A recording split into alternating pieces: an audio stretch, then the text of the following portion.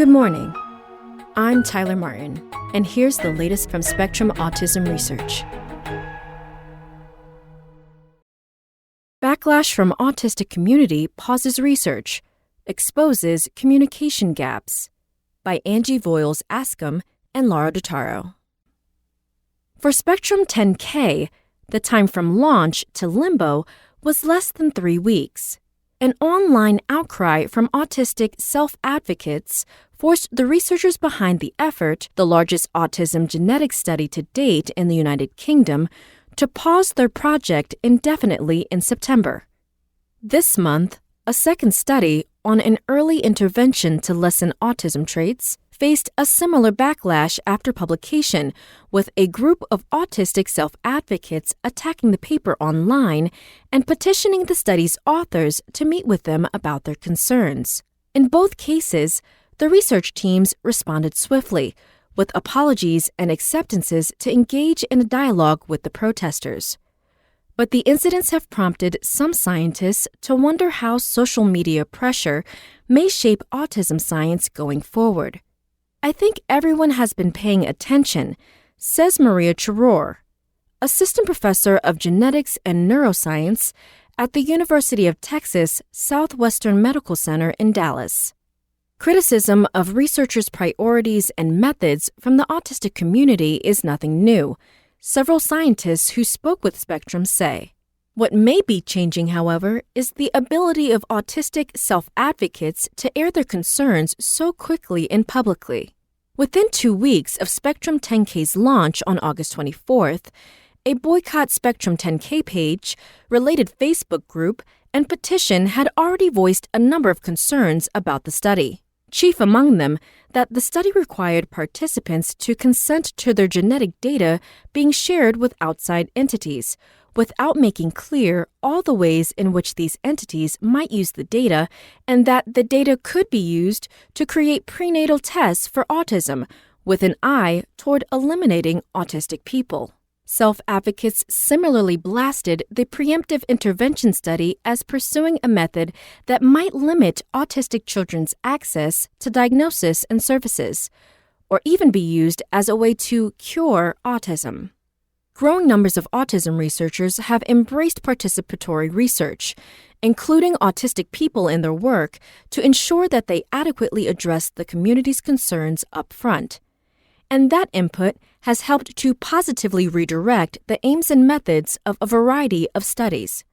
But some scientists say they worry that the tone of the recent social media protests could stifle that flow of communication. The recent debates are widening an existing gap between the research community and people who mistrust research, including those who might have good reasons to do so, says Mayada El-Saba, assistant professor of neurology and neurosurgery at McGill University in Montreal, Canada.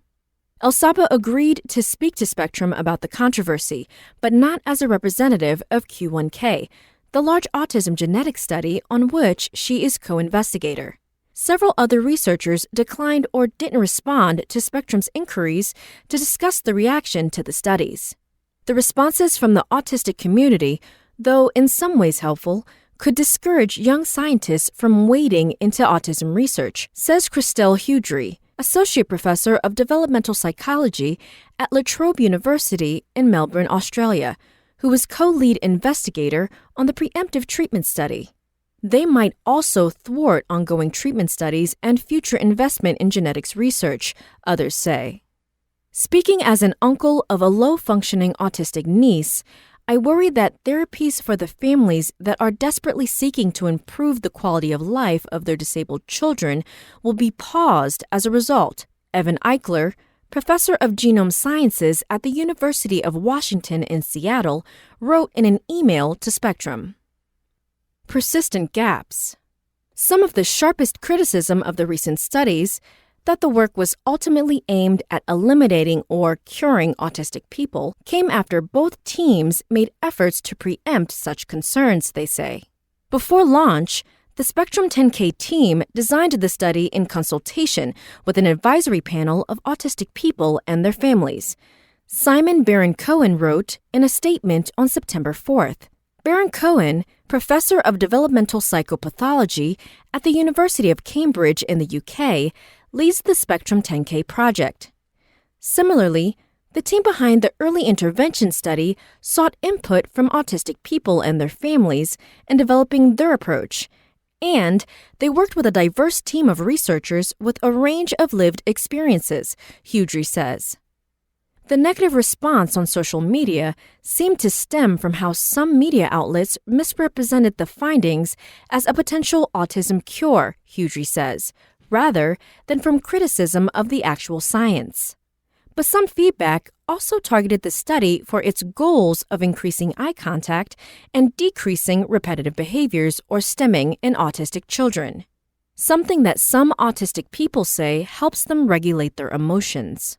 The online reactions reveal persisting gaps in how researchers communicate with those their research most directly affects, says Damien Milton, lecturer in intellectual and developmental disabilities at the University of Kent in the UK, who is himself autistic.